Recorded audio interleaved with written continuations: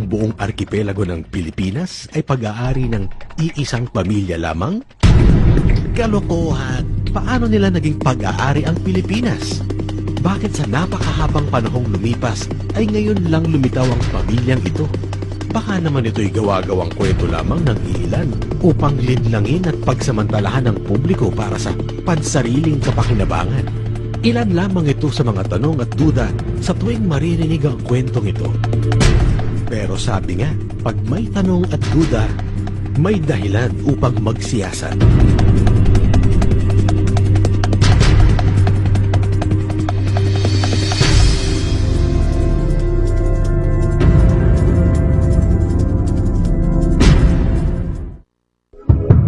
Ang buong arkipelago ng Pilipinas bilang pagmamay-ari ng isang pamilya ay masasabing hindi kapani-paniwala. Hindi talaga kapani-paniwala. Pero ito ay may katotohanan.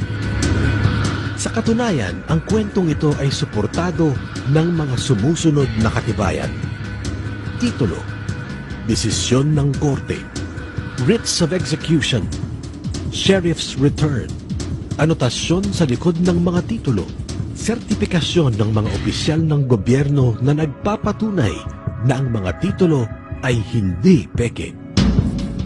Ang 21 volume ng mga dokumentaryong ito ng korte na nagpatibay sa kwento ay hindi maaaring palsipikahin. Pinatotohanan pa ito ng ilan sa mga dating Solicitor General at kinalaunan naging mga maestrado ng Korte Suprema na sina Felix Macasyal, Antonio Barredo at Hugo Gutierrez.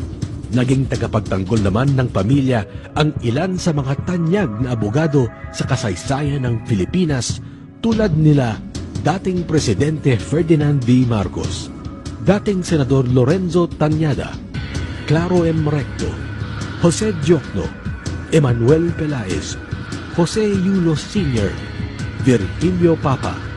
Sa kasalukuyan, ang tagapagtanggol ng mga Talyano ay si Attorney Homobono Adaza. Ang mga nabanggit ay kilalang mga respetado at mahuhusay sa larangan ng abogasiya sa bansa na hindi basta-basta naniniwala ng walang batayan. Maaaring ang kwentong ito ay babago sa takbo ng kasaysayan na nakatala sa mga libro, kung saan namamayani ang bersyon na tayo ay nadiskubre lamang ng mga dayuhan. Subalit naririto na sa buong kapuluan ang ating mga ninuno bago pa man dumaong sa mga dalampasigan nito ang mga dayuhang mananakop. At sila ay pinamunuan ng isang pamilya na ngayon ay sinasabing may-ari ng Pilipinas. Sila ang mga angkan ng Cagayan Talyano. Nakasalukuyang kinakatawan ng tagapamanang si Prince Julian Morden Talyano. Pero teka, papaano ba nagsimula ang kwentong ito?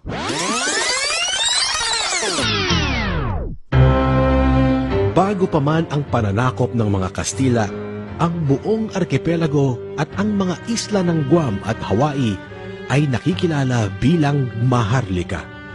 Ang Maharlika ay isang kaharian sa ilalim ng angkan ng Cagayan Talyano mula ika-9 na siglo hanggang ika-15 siglo. Isa sa mga hari ng Maharlika ay si Haring Luisong Cagayan Talyano, ama ni Raha Lapu-Lapu at Raha Soliman.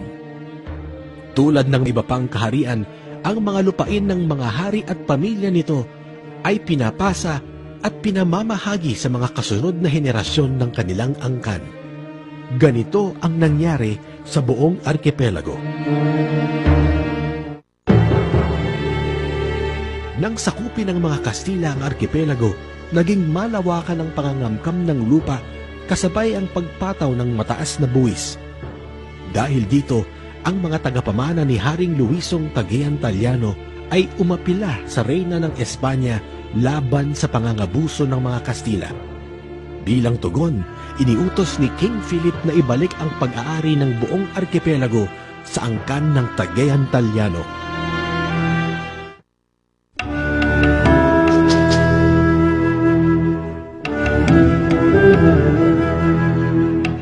Noong 1762, dumating ang British Royal Army sa Manila upang labanan ang mga puwersa ng Kastila.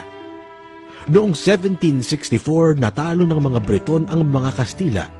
Ang British government ay nag-issue ng Royal Decree Protocol 01-4 batay sa mga batas ng West Indies na nag-amyenda sa karapatang ari ni Haring Philip ng Espanya sa Pilipinas at iginawad ang karapatang ari ng arkipelago sa mga angkan ng Cagayan Taliano. Ito ay kinilala ng Espanya pagkatapos ng kasunduang pangkapayapaan sa pagitan ng mga royal government ng Espanya at Bretanya. Nang matalo ng Estados Unidos ang Espanya sa Battle of Manila Bay, tinapos ng dalawang bansa ang digmaan sa pamamagitan ng pagpirma ng isang kasunduang nakilala bilang Treaty of Paris, kung saan ipinagbili ng Espanya ang Pilipinas sa halagang $20 million. Ang nagbayad ng nasabing halaga sa pamamagitan ng US gold coins ay si Don Esteban Benitez Taliano. Ang Oficiana de Cabildo ay kinilala at pinagtibay ang Royal Decree Protocol 01-4 at nirehistro bilang titulo de compra pabor kay Prince Lacan Acuña Ulrihal Bolquia Cagayan Taliano. Si Don Esteban Benitez Taliano ay lolo sa tuhod ni Prince Julian Morden Taliano.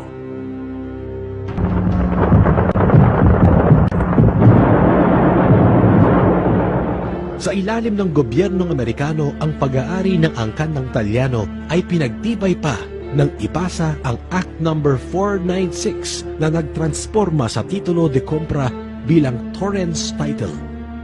Sa bisa nito, kinilala ang titulo ng mga Taliano bilang Original Certificate of Title or OCT 01-4 noong 3 ng Oktubre 1904. Ang Torrens Title ay hindi maaaring kansilahin kahit lumipas ang milyong-milyong taon. Mangingibabaw ang karapatan ng may-ari ng titulo sa pagpapaalis ng sino mang umuukupa ng lupang nasasakupan nito. At ang Torrens Title ay hindi maaaring talunin ng anuman o sino mang may titulo. Sa Pilipinas, walang titulo ang inisyu bago pa ang OCT 01-4.